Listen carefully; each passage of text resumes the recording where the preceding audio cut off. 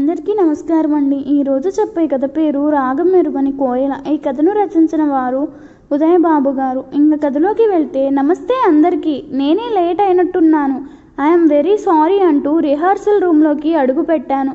రండి రండి, ఇప్పటికీ ఒక రీడింగ్ వేశాము. లీడ్ రోల్ మీరు లేకుండా ఎలా? బై ఈ నాటికలో మీ పక్కన హీరోయిన్ మనోరమ గారు. వీరిది కాకినాడ, మంచి సీనియర్ సిన్సియర్ నటీ మణి. మీ ఇద్దరివే నాటికలో ప్రధాన పాత్రలు, విరగదీసేయాలి మరి అన్నాడు రచయిత కమ్ డైరెక్టర్ సాయికృష్ణ. నమస్తే అన్నాను చేతులు జోడించి, ఖాళీగా ఉన్న ఫైబర్ చైర్లో కూర్చుంటూ.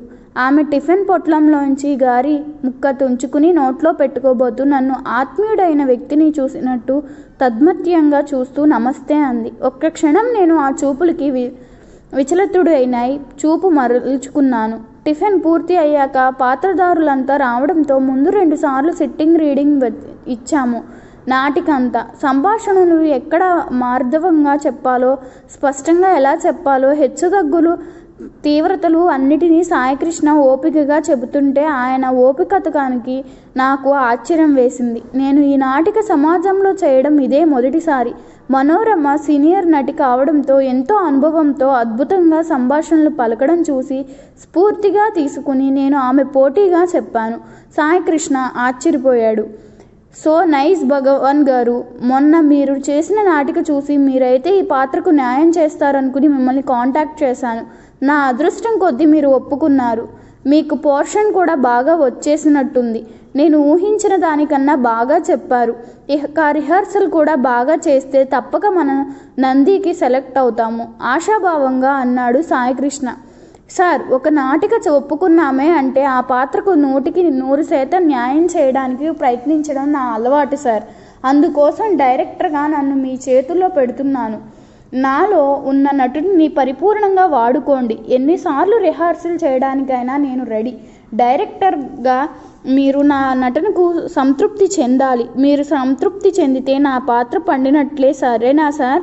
నిజాయితీగా అన్నాను. మీ కమిట్మెంట్ నాకు తెలుసు సార్, నేను ప్రత్యక్షంగా చూశాను. అందరం కలిసికట్టుగా పనిచేద్దాం, మంచి ఫలితం సాధిద్దాం. అప్పుడు నాటిక బతుకుతుంది, మనం 10 కాలాల పాటు బతుకుతాం. సరే, మొదటి దృశ్యం స్టాండింగ్ రిహార్సల్ చేద్దాం, ఓకేనా? అందరం అలర్ట్ అయ్యాము. మొదటి దృశ్యంలో మా అబ్బాయి పాత్రధారిని తన పెళ్లి శుభలేఖలు ఇచ్చి ఇరుగు పొరుగు వారికి సాగనం పాక నాకు, నా భార్య పాత్రధారినికి మా అబ్బాయి పెళ్లి ఏ విధంగా చేయాలో పగడ్బందీ ప్లాన్ వేసుకునే దృశ్యం. ఆ దృశ్యంలో నేను ఆమెను ఎలా వెంటబడి ప్రేమించి పెళ్లి చేసుకున్నానో ఒక్కసారిగా 20 ఏళ్ళు వెనక్కి ఆ అనుభూతుల్లోకి వెళ్ళిపోయి దంపతులుగా ఆనాడు మా మధ్య అనురాగాన్ని, ప్రేమని గుర్తు చేసుకుని మళ్ళీ వాస్తవ పరిస్థితికి వస్తున్నాం. మనోరమకు 40 ఏళ్ళు తక్కువ ఉండవు. అయినా బికంగా ఉన్న శరీరం, పొట్టి కొంచెం బొద్దు అయిన అచ్చమైన గృహిణిలా చలాకీగా చేసిన నటన నన్ను ముగ్ధుణ్ణి చేసింది. నేను పోటీ పడి నటించాను. మేమిద్దరం కౌగిలించుకుని ప్రేమను వ్యక్తపరుచుకుని విడిపోయే సమయంలో ఆమె నన్ను అతుక్కుపోయి డైరెక్టర్ ఓకే చెప్పినా నన్ను వదిలి మామూలు మనిషి అవ్వడం నేను గమనించాను. సాయికృష్ణ సంతృప్తి చెందాడు. మనోరమ నా సెల్ నెంబర్ తీసుకుంది. రాత్రి వేళ నాకు ఖాళీ సమయంలో ఫోన్లో మా ఇద్దరి సంభాషణలు రీడింగ్ రిహార్సల్ వేసుకునేవాళ్ళ. 2వ వారం జరిగిన రిహార్సల్లో 2వ దృశ్యంలో నా కొడుకు పాత్రధారి పెళ్లి శుభలేఖలు పంచిపెట్టిన అనంతరం 2 రోజులైనా తిరిగి రాయకపోయేసరికి తల్లిదండ్రులు మేం పడిన ఆవేదన. ఒక్కొక్కడికై అతన్ని ఎంత ప్రేమగా పెంచి పెద్ద చేసి ప్రయోజకుడిని చేశామో, ఒకరికొకరం వాడి మీద మాకున్న అత్యధిక ప్రేమను వ్యక్తం చేసే దృశ్యం. ఆ దృశ్యంలో అయితే ఆమె చాలా సహజంగా రిహార్సల్లోనే వెక్కి ఏడ్చేసింది. నా గుండెల మీద తలవాల్చి నన్ను కౌగిలించుకున్న సమయంలో కూడా ఆమె తన్మయత్నంగా ముండిపోవడం సాయికృష్ణ కూడా గమనించినట్టున్నాడు. మేడం, ఇది రిహార్సల్ మాత్రమే అన్నాడు ఆర్దోక్తిగా. ఆమె కళ్ళతో జవాబిచ్చింది అతనికి. భగవాన్ మంచి కవి తెలుసా, మంచి ఆధునిక కవిత్వం రాస్తారు అని నా గురించి చెప్పాడు సాయికృష్ణ. సార్, మీకు అభ్యంతరం లేకపోతే కోయిలను నన్ను సదృశ్యంగా తీసుకుని మీరు నా మీద ఒక కవిత రాసిపెట్టరు అడిగింది మనోరమ. మేమిద్దరం ఒంటరిగా ఉన్నప్పుడు మరుసటి వారం వెళ్ళినప్పుడు నేను రాసిన కవితని ఇచ్చాను. ఆమె దాన్ని చదివి ముందు పెట్టుకుని అపురూపమైన వస్తువులా భద్రంగా తన పర్సులో దాచుకుంది. 3వ వారం జరిగిన రిహార్సల్ సంగీతంలో జరిగింది. మ్యూజిక్ డైరెక్టర్ భగవంత్ గారట. ఎన్నో పరిషత్తులో ఉత్తమ సంగీత దర్శకుడిగా అవార్డులు పొందాడట. ఆయన అందించిన సంగీతంతో ఒక నాటిక పోటీకి నిలబడే స్థాయికి చేరినట్టే అనిపించింది. మా యూనిట్ అందరికీ భగవంతం గారిని పరిచయం చేస్తూ ఆమె అంది, సార్, నేను సాంఘిక నాటిక కళ కంటే పౌరాణిక నాటకాలు ఎక్కువ నటిస్తుంటాను. అవైతే దసరా, దీపావళి, వినాయక చవితి పరిషత్తులు నిర్వహించే పౌరాణిక నాటకాలు మాకు ఎక్కువ రోజులు పని దొరుకుతుంది. మీరు కూడా మాతో వచ్చేయకూడదు? వెంకటేశ్వర స్వామిగా మీరెంతో బాగుంటారో. మీ పర్సనాలిటీ సూపర్. నాకు పద్యాలు పాడడం రాదండి. అయినా నా వృత్తి ఆర్ఎంపీ డాక్టర్. నాటకాలు నా జీవనాధారం కాదు. నాకు అత్యంత ఇష్టమైన ప్రవృత్తి మాత్రమే. అందువల్ల అటువైపు రాలేను. మీరిచ్చిన ఆఫర్కి కృతజ్ఞతలు అని తేల్చేశాను. 3 దృశ్యంలో మా అబ్బాయి పాత్రధారి కనబడడం లేదని పోలీస్ స్టేషన్లో మేము కంప్లైంట్ ఇవ్వడానికి వెళ్ళడం, అతన్ని నక్సలైట్గా అనుమానించి పోలీసులు బంధించడం, వారి ఎన్కౌంటర్లో అతను మరణించడం, తల్లిదండ్రులైన మా మాటలు కూడా నమ్మని పోలీసు మమ్మల్ని కూడా అరెస్ట్ చేద్దామని చేసే ప్రయత్నంలో నాటకీయంగా ఎస్ఐ రివాల్వర్ను నా భార్య తీసుకుని వారిని బెదిరిస్తుండగా మాకు న్యాయం జరగడం కోసం జనంలోకి వెళ్తామని నా పాత్ర చెప్పడంతో నాటిక ముగుస్తుంది. మా ఇద్దరి నటన పరాకాష్ఠకు చేరింది. అయితే నాకన్నా ఆమె నటనను నాకు చాలా నచ్చింది. సహజంగా ఏడుపు సన్నివేశంలో గ్లిజరిన్ వాడతారు. అదేమీ అవసరం లేకుండా ఆమె కళ్ళ నుండి అవలోకగా ధారాపాతంగా కన్నీళ్లు రావడం నాకు చాలా ఆశ్చర్యమేసింది. ఆ సహజ నటనకే ఆమె 10 పరిషత్తుల్లో ఉత్తమ నటి అవార్డును పొందిందని సాయికృష్ణ చెప్పాడు. 3 వారాల్లో మొత్తం నాటిక ఫైనలైజ్ అయ్యింది. ఒక పరిపూర్ణత వచ్చింది నాటికకు. సరిగ్గా 4 రోజుల తర్వాత నేను నివాసం ఉంటున్న పట్టణానికి 5 కిలోమీటర్ల దూరంలో ఒక పల్లెటూరులో మా నాటిక మొదటి ప్రదర్శన. నా మేకప్ పూర్తయి నేను మొదటి దృశ్యపు దుస్తులు వేసుకోగానే మనోరమ నన్ను కళ్ళార్పకుండా అలానే చూస్తూ ఉండిపోయింది. అలా చూడడంలో కోరిక లేదు, ఏదో అసంతృప్తి. ఆమె కనుల నీలి నీడలో ఏదో ఆవేదన దొబ్బులు ఆడుతున్నట్టు అనిపించింది నాకు. నాటిక చాలా బాగా వచ్చింది. ఊరంతా ప్రశంసించింది. మహిళలు అయితే ఆనంద బాష్పాలు రాలుస్తూ అభినందించారు. నన్ను, మనోరమని, సాయికృష్ణను సన్మానించారు సర్పంచ్ గారు. నాటిక పూర్తి అయ్యాక మేకప్ తీసేసిన అనంతరం సాయికృష్ణ ఎవరు పేమెంట్ వాళ్ళకి ఇచ్చేస్తాడు. మనోరమ డబ్బు లెక్క పెట్టుకుని, ఇదేంటి సార్ 3000 కదూ 2000 ఇచ్చారేమిటి అడిగింది సాయికృష్ణను. ఈ ప్రదర్శనకు వచ్చిన వాళ్ళు ఇచ్చింది తక్కువే, ఈసారి సర్దుకో. అయినా నాకెప్పుడు వచ్చినా 2000 కదా వస్తావు కదా అన్నాడు సాయికృష్ణ. మీకు లాస్ట్ టైం వచ్చినప్పుడే చెప్పాను, 3000కు పైసా తగ్గని మేము ఈ కరువు రోజుల్లో బతకలే సార్. ఈసారికి ఇంతే, మళ్ళీసారి చూద్దాంలే మొండిగా అనేశాడు సాయికృష్ణ. మీకు నిజాయితీగా పనిచేసే వాళ్ళు పనికిరారు. పని చేయించుకుని డబ్బు ఇవ్వడానికి బాధపడతారు. మా ఉసురు మీకు తగలకపోదు అంది బాధగా. భగవంతం, వదిలేయమను అన్నాడు. ఆమె మళ్ళీ మాట్లాడలేదు. ఆటోలు వచ్చి టౌన్లో పడ్డాము. సాయికృష్ణతో సహా అందరూ నాకు వీడ్కోలు చెప్పి ఎలాగోలా తమ గమ్యం చేరే ప్రయత్నంలో వెళ్ళిపోయారు. అర్ధరాత్రి 12 గంటలైంది. నేను బయలుదేరబోయాను. రేపు గుంటూరులో నాటకం ఉంది కదా, ఇలాగే బస్టాండ్కే వెళ్ళిపోదామా అడిగాడు భగవంతం మనోరమను. బస్టాండ్కా? ఈ టైంలోనా? ఆ దోమలు కొట్టుకుంటూ అక్కడే పడి ఉండాలా? ఏదైనా రూమ్ తీసుకోండి. రేపు మధ్యాహ్నానికి కదా మనం వెళ్లాల్సింది అంది మనోరమ. మళ్ళీ ఆ ఇన్స్టాల్మెంట్ కట్టాలి, ఇంటి పన్ను కట్టాలి అంటే కుదరదు. వచ్చిన డబ్బు లాడ్జికి తగలేస్తే ఎలా ఆలోచించు. అయినా మనకు ఇదేం కొత్త కాదు కదా విసుక్కున్నాడు భగవంతం. నేను ఆలోచించాను. శ్రీమతి అమ్మాయి గారింటికి వెళ్ళింది. రావడానికి మరో 5 రోజులు పడుతుంది. ఆమె ఒక్కరికే ఆశ్రయం ఇస్తే తప్పు. ఇద్దరు ఉన్నారు కదా. ఆ మాటే అన్నాను. మీకు అభ్యంతరం లేకపోతే ఈ 4-5 గంటలు మా ఇంట్లో విశ్రాంతి తీసుకోండి. ఉదయమే లేచి వెళ్ళిపోదురు గాని. మీకెందుకు సార్ శ్రమ, మాకు ఇది అలవాటే అన్నాడు భగవంతం. లేదు, మన వాళ్ళ ఇంటికి వెళదాం పదండి సార్ అంది మనోరమ. ఏమనుకున్నాడో అతను. తన లగేజ్తో పాటు ఆమె లగేజీ కూడా తీసుకున్నాడు. ముగ్గురం ఆటోలో ఇంటికి చేరాము. ఇంటి హాల్లో వారికి కావలసిన పక్క బట్టలు ఇచ్చి పడక ఏర్పాటు చేశాను. భగవంతం దివాన్ కాట్ మీద నడుం వాల్చాడు. ఆమె దివాన్ కాట్ పక్కన తివాచీ మీద స్థిరపడింది. ఫ్రిడ్జ్లో పాలు తీసి వెచ్చబెట్టి మంచి కాఫీ ఇచ్చాను. నాటకంలో పడిన శ్రమ అంతా ఉఫ్ అని ఎగరగొట్టేశారు మీ కాఫీతో. మీకు చాలా శ్రమ ఇచ్చాను అంది మనోరమ. భగవంతం కూడా సంతృప్తి ఫీల్ అయ్యాడు. మీకు అభ్యంతరం లేకపోతే ఓ 2 తెల్ల కాగితాలు పెన్ను ఇస్తారా అడిగింది ఆమె. అర్ధరాత్రి అంకాలమ్మ శివానిలని ఇప్పుడు ఏంటి పడుకోక విసుక్కున్నాడు భగవంతం. ఎప్పటికీ లెక్కలు అప్పుడు రాసుకోకపోతే మర్చిపోతాను. తర్వాత నా కొడుక్కి సమాధానం చెప్పుకోవాలి. మీకేం మగమహారాజులు, మీరు పడుకోండి అంది గారంగా అతనితో.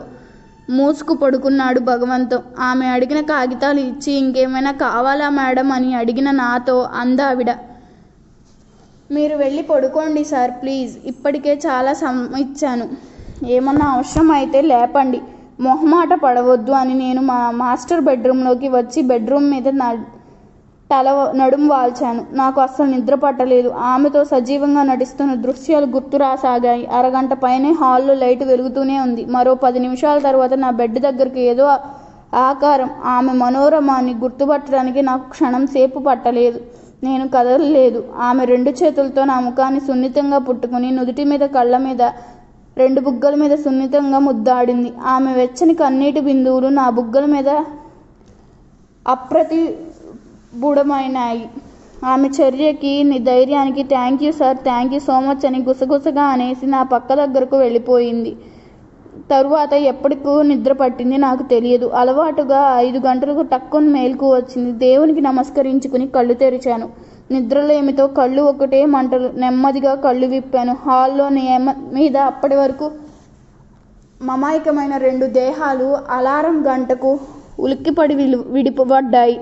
భగవంతం ఆమె పక్కన కూర్చుంటూ తొందరగా తేమలు ఎంత తొందరగా అక్కడికి చేరుకుంటే అంత మంచిది అన్నాడు. ఆమె వెంటనే కామన్ బాత్రూంలోకి వెళ్ళిపోయింది. మరో గంటలో వాళ్ళిద్దరూ బయలుదేరారు. కనీసం 100 సార్లైనా నాకు కృతజ్ఞతలు చెప్పారు. నేను నా పారితోషికంగా తీసుకున్న 2000 ఆమెకి ఇచ్చాను. ఇదేమిటి సార్ అంది ఆమె ఆశ్చర్యపోతూ. భగవంతం కేసుని చూసింది. తీసుకో అన్నాడు అతను. మీలోని నటీమణికి నా బహుమతి. నిన్న రాత్రి మొదటి ప్రదర్శనలో మీ నటన భూతోన్య భవిష్యత్తు అంత బాగా చేశారు. మరలా భావించకండి అన్నట్టు మీరు పాటించగలిగితే ఒక్క మాట. ప్రతి ప్రదర్శనకు వచ్చే పారితోషికంలో ఒక 500 ఒక అకౌంట్లో వేయండి. మీ వృద్ధాప్యంలో మీకు సహాయపడుతుంది. ఆ డబ్బు ఎవరి మీద ఆధారపడక్కర్లేదు. ప్రాణం మీదకు వస్తే తప్ప ఆ డబ్బు వాడకండి. ఇది నా అభ్యర్థన. ఆమె కృతజ్ఞత నిండిన కళ్ళతో చూసింది. ఇంతవరకు ఇటువంటి సలహా మరెవ్వరూ నాకు ఇవ్వలేదు సార్. ఆ పొదుపు కార్యక్రమం మీరిచ్చిన ఈ బహుమానంతో ప్రారంభిస్తాను సార్. వెళ్ళొస్తాను సార్. భగవంతం కదిలాడు. ఆమె బరువైన కళ్ళతో నాకు వీడుకోలు చెప్పింది. వాళ్ళు వెళ్ళాక పక్క బట్టలని వాషింగ్ మిషన్ దగ్గర పడవేస్తాను. పని మనిషి వచ్చి ఉతుకుతుంది. నా బెడ్రూమ్లోకి వచ్చి పక్క దులిపి వేద్దామని దిండు తీశాను. దాని అడుగున 4 మడతలు పెట్టిన తెల్ల కాగితం నలిపి పడవేయబోయిన వాడి నల్ల అక్షరాలు కనిపించేసరికి దాన్ని విప్పాను. శ్రీ భగవాన్ గారికి మనోరమ హృదయపూర్వక నమస్కారాలు. ఈ జీవన ప్రమాణంలో ఎందరో పరిచయం అవుతుంటారు, విడిపోతుంటారు. కానీ ఒకరిద్దరు ప్రపంచం వింతల్లా శాశ్వతంగా గుర్తుండిపోతారు. మిమ్మల్ని చూసి మొదటి క్షణమే మీ అందానికి అచ్చరి పొందాను. చూడగానే ఎంతటి ఆడదైనా ఈయన నా భర్త అయితే బాగుండును అనుకునే సౌందర్యం మీది. సహజంగా నాటక రంగంలో నటించే మగవాళ్లను చూశాను. వీళ్ళకి లేని దుర్వాస్యనం ఉండదు. ముఖ్యంగా తమతో నటించే నటీమణులను ఖచ్చితంగా ట్రాప్ చేస్తారు. నిజమైన కళాభిమానంతో నాటక సంస్థలను నడిపే మగవాళ్ళు నిబద్ధతతో నిర్వహించడం నాకు తెలుసు. కానీ గత్యంతరం లేని పరిస్థితులు ఈ రంగంలోకి వచ్చిన స్త్రీలు మాత్రం వయసు ఉన్నంత వరకు సంపాదించుకుంటాం. అలా సంపాదించుకునే అవసరంలో ఎవరినో ఒకరిని నమ్ముకుని వారి అవసరాలు తీరుస్తూ బతకాల్సిందే. నేను ఎందరో నటులను చూశాను. ఒక సినిమా రిహార్సల్ అవ్వగానే సిగరెట్టుకో మందుకో పోతారు. రాత్రి అయితే సరే కానీ మీ ఆహారం మీరే తెచ్చుకోవడం, సీన్కి ముందు తరువాత కూడా మీరు రిహార్సల్ చేసుకోవడం చూశాను. ఇక స్టేజ్ ఎక్కినప్పుడు పాత్రలోకి పరకాయ ప్రవేశం చేసే మీ అంకిత భావం నాకు అమితంగా ఆకట్టుకుంది. ప్రవృత్తిలో ఇంత క్రమశిక్షణ పాటించే నటుడిని నేను ఇంతవరకు చూడలేదు. మీరు నాకు ఆజన్మాత్మంగా తోడుగా లభిస్తే ఎంత బాగుంటుంది. ఇది తీరని అత్యాశ అని నాకు తెలుసు. ఎవరి సంగతి ఏమో గాని నేను మాత్రం అనురాగం ఎరుగని కోయిలను. తరాలు మారినా యుగాలు మారుతున్న ఆడది ఎప్పుడూ సమాజానికి ఆట వస్తువే. నా తండ్రి నా తల్లిని మోసం చేస్తే చదవలేని ఆమె నాటకాయాన్ని ఆశ్రయించింది. ఆమె కుమార్తెగా నాకు చక్కగా చదువుకున్న నేను కళ్యాణ మండపం ఎక్కిన నా అవసరం తీరాక అనుమానంతో భర్త అనే మగవాడు వదిలేస్తే ఏ ఉద్యోగానికి వెళ్తే ఆ ఉద్యోగంలోనే ఆకలి కళ్ళతో మృగాళ్ళు. ఇక నాకు గుర్తింపు ఎప్పుడు అనుకున్న నేను ఈ రంగానికి రాక తప్పలేదు సార్. మంచి నటిగా గుర్తింపు పొందాను. కానీ నాకు నాటకాలు రావాలంటే మగవాడి గాలానికి చిక్కగా తప్పలేదు. ఈ లోకంలో ఆడది స్వతంత్ర బ్రతకాలనుకున్నా నిర్మలంగా పవిత్రంగా మాత్రం బ్రతికే శక్తి మాత్రం ఆ భగవంతుడు ఇవ్వలేదు సార్. అందుకే భగవంతం గారికి లొంగక తప్పలేదు. నాకు ఒకే అబ్బాయి, మంచివాడు, బాగా చదువుకుంటున్నాడు. ఈ సంవత్సరంతో ఇంజనీరింగ్ పూర్తయిపోతుంది. క్యాంపస్లో కూడా సెలెక్ట్ అయ్యాడు. వాడు స్థిరపడితే చాలు నాకు నేను బ్రతకగలను. ఆనాడు ఈ రంగానికి వదిలేస్తాను. నాకు ఈ కథ మీకు చెప్పుకోవాలనిపించింది. స్త్రీని స్త్రీగా గౌరవించే మీలాంటి ఉత్తమునితో నటించే అవకాశం వచ్చినందుకు గౌరవిస్తున్నాను. మళ్ళీ జీవితంలో మీ ఇంటికి వచ్చే అవకాశం దొరక్కపోవచ్చు. అందుకే నా మనసు విప్పి ఈ 2 వాక్యాలు మీ ముందు ఉంచుతున్నాను. ఈ ఒక్క రాత్రి నా జీవితంలో మధురమైన జ్ఞాపకం ఉంటాను. నమస్కారాలతో మనోరమ. 1కి 2 సార్లు చదివినా నా హృదయం ఆమె పట్ల జాలి నిండిపోయింది. ఆర్ద్రతతో చెమర్చిన కళ్ళు తుడుచుకుని అగ్గిపుల్లతో ఆ ఉత్తరాన్ని బూడిద చేసేశాను. ఈ కథ మీకు నచ్చినట్లయితే నా ఛానల్ను సబ్స్క్రైబ్ చేసుకోండి. అలాగే మీ అభిప్రాయాన్ని కామెంట్ రూపంలో తెలపండి. ధన్యవాదములు.